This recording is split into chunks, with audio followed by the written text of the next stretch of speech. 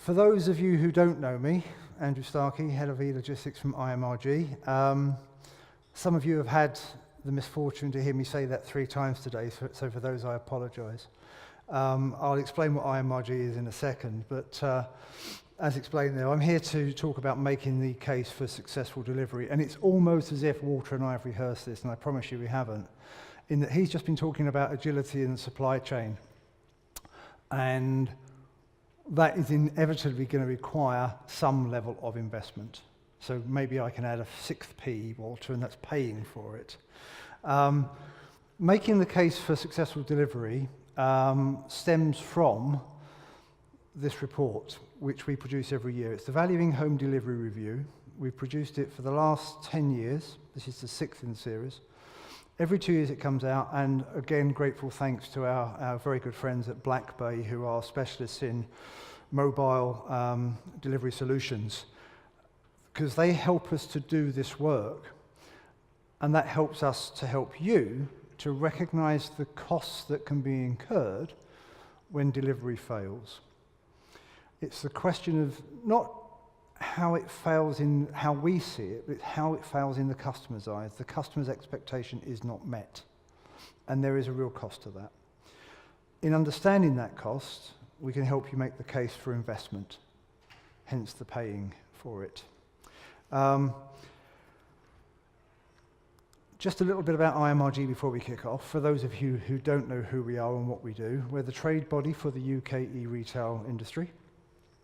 We're a collaborative community of retailers and suppliers and other industry watchers. Some of you are members. Thank you for that. And we come together to move the industry forward. We do that by bringing together data, insight, and hopefully thought leadership to challenge your thinking, to make you push that extra bit. We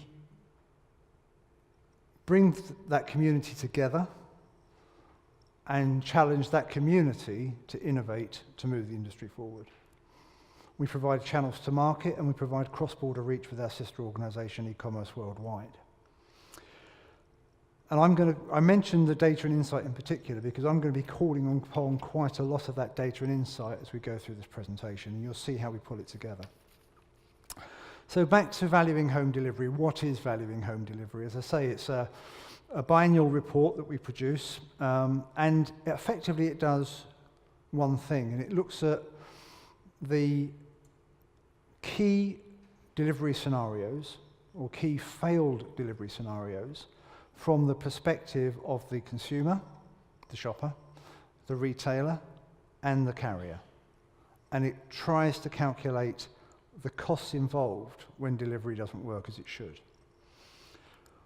What we do is we take the key activities, we identify the key activities that happens when a delivery fails, and we assign reasonable costs and values, reasonable performance levels to those. And the list of companies and the list of sources you can see at the bottom is just some of those that we looked at. Some of those are IMRG members, some are outside the IMRG, but we cross-reference and we validate everything we possibly can. And that means that we come up with a very robust data set, very large data sets across very large populations to make the conclusions as robust as we possibly can. And to make the conclusions as robust as we possibly can, we take a rounded down approach. We take the lowest value, the most conservative estimate, the highest performance level, to make this the smallest cost we can. We actually exclude many costs that are very hard to quantify. For example, the cost of inventory that is tied up in warehouses and can't be shipped out. We don't take into account failure to dispatch on time and in full. There's a lot of elements we do leave out. So the numbers I'm going to talk to you about, we think, are conservative. So it's been a long day, and you can imagine such a report has many algorithms, many linked assumptions, many scenarios, and as I say, huge data sets.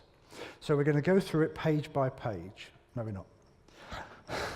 It's been a long day. I'm just going to give you the fast facts off the top. And the first thing is I'll tell you what the number is. And our estimate is that the 4 failed delivery scenarios that we examine across the 3 stakeholder groups will total about £800 million worth in avoidable costs this year for the UK e-retail industry.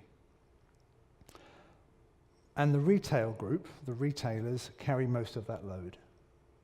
So let's break it down. Across the 4 events, the most expensive event, single event, of course, is the one that loses you, the customer. And we're all pretty well aware now that delivery is a positive differentiator to get retailers to keep their customers loyal.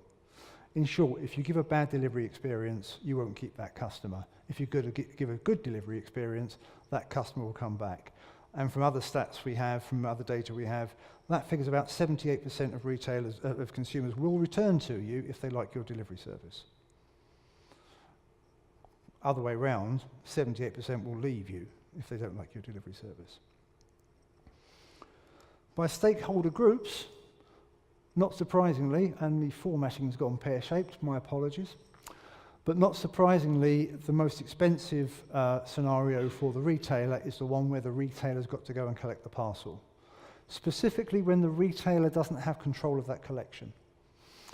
Sorry, the consumer hasn't got control of that collection. If the consumer has said, if the shopper has said, I want to go and collect it, that's another matter. But when the consumer is faced with the fait accompli that if you want your parcel, you've got to go and pick it up, that's expensive. But we can mitigate that, and I'll get onto this in a bit more detail in a second, but we can mitigate that by increased use of click and collect locations to reduce both collection distance and collection time. All of the detail for this is within the report. From a retailer perspective, the most costs are picked up in customer service. The where is my order call? The claims processing for a lost parcel. And that can be mitigated to some extent, to a large extent, by real-time communication with the consumer on the status of that order in transit. Especially if you can allow shopper interaction. And again, I'll come back to that in a second. We can lose a lot of those costs that way. From a carrier's perspective, and again, forgive the formatting, the priority is to get first-time delivery. Going back a second time, or even not being able to deliver the first time and asking the customer to collect from you, is an expensive process. And we've seen over the last 5 years carriers working very hard and employing a number of different solutions to get that first-time delivery correct. But once again, we can mitigate that problem with customer communication in transit and allowing consumer interaction. It's a big number, 800 million, but we shouldn't think that it's big because delivery performance is bad. Because underlying those numbers, we can see that on-timed performance, that's delivery within the service promise, is actually increasing. In the 2 years since our last survey, our last review, it's improved considerably. And it's still going up, even through peak. And on the graph on this side shows you the number of failed delivery attempts at the first attempt. And for the last 2 years, that's been steady at about 3%. So that's under control. When we first did our review, this was nearly 6%. And even 2 years ago, it was 4.65%. So this is under control.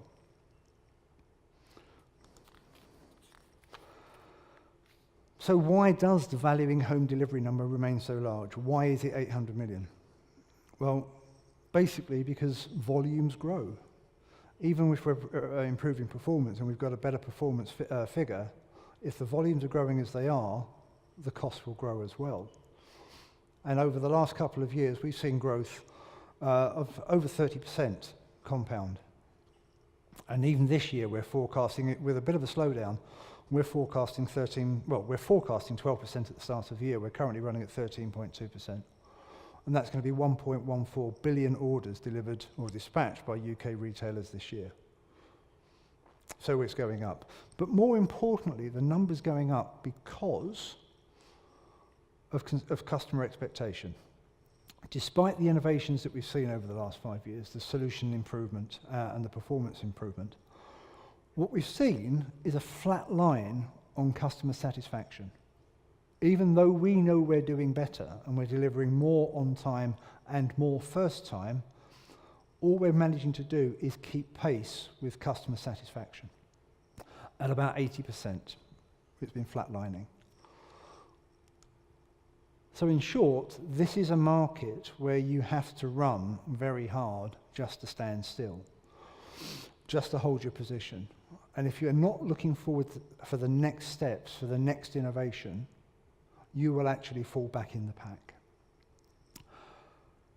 And what I'd like to suggest to you, for those who are working on it, well done. For those who aren't working on it, this is my suggestion.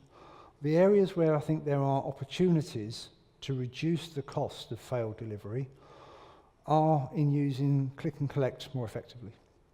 Third-party click and collect operations in particular, not as first-time delivery locations, although that's great because that's a guaranteed first-time delivery, but as default deliveries for a failed delivery. Because with the amount of click and collect locations there are in the country now, upwards of 30,000 if you include the post office network, you can reduce the distance between the customer and their collection point, and you can reduce the time for the customer and the collection point, and you can put their collection point on a well-travelled route. And you can make it easy for them if you can give them that option. Simply specified safe place. I was chatting to Laithwaite's Wines earlier about their very good safe place approach, and the reason I know it's very good is because their driver's never been bitten by my dog, because he reads the instructions and he knows where to go to leave a case of wine without getting my dog giving him trouble. But very few retailers do that properly.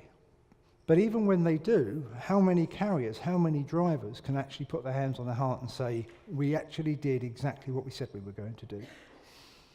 Because I, the shopper, have given a safe place instruction. I now have an expectation.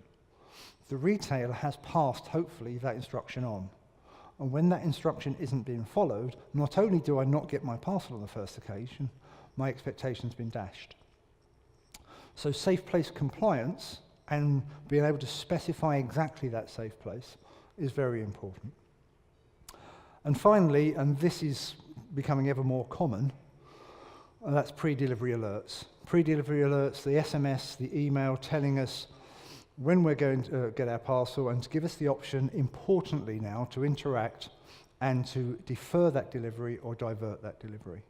Because once that's happened, my expectation is now being managed. In fact, I'm the one who's told you can come late. I'm the one who's told you can leave it somewhere else. It's not your fault. That's not a failed delivery. That's a managed delivery. And although we're seeing it coming ever more and more, I don't think we'll be doing justice to the industry until we do it on every delivery. So I'd like to leave you with that thought. If you're going to invest in anything, invest in those three things. But finally, having told you all about these wonderful metrics and the amount of work that went into validating the numbers and the cross-validation and the cross-referencing and the hours and hours I toiled to get this exactly right, of course the number's wrong. It can't be right. How can I actually tell you that it's £800 million and know it with any certainty? I can't.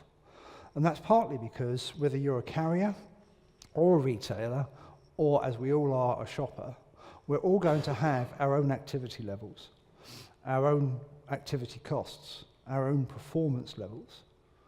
They're all going to be unique. So what we've done to help on that, as well as the report, which you can get from us, I'll tell you about that in a second, we've also produced a calculator. And that calculator allows you, if you wish, to play with the scenarios. And if you've got your own numbers, it allows you to drop those numbers into the calculator and work out your own figures. If you haven't got your own numbers on any particular metric, you can leave the benchmark figures in there knowing that they've been well researched. And maybe you can do some what ifs. Well, what if we could improve our performance from A to B, from X to Y? What impact would that have on our overall cost? So what we've hopefully done here is provide you with a framework. If you want that calculator, can I please refer you to our friends at Black Bay who are hosting it for us. Kate's details are at the bottom, but you can just go to their website and I'm sure they'll point you in the right direction. And I hope you'll find that a very useful tool. But when you're looking at that, you'll also find it useful to get the report. If you're an IMRG member, you can download the report free. It's on the website now. Please help yourselves. If you're not an IMRG member, why not? Please give us a call. Or alternatively, once again, you can go to our friends at Black Bay, who I'm sure will be very pleased to share it with you. Thanks very much.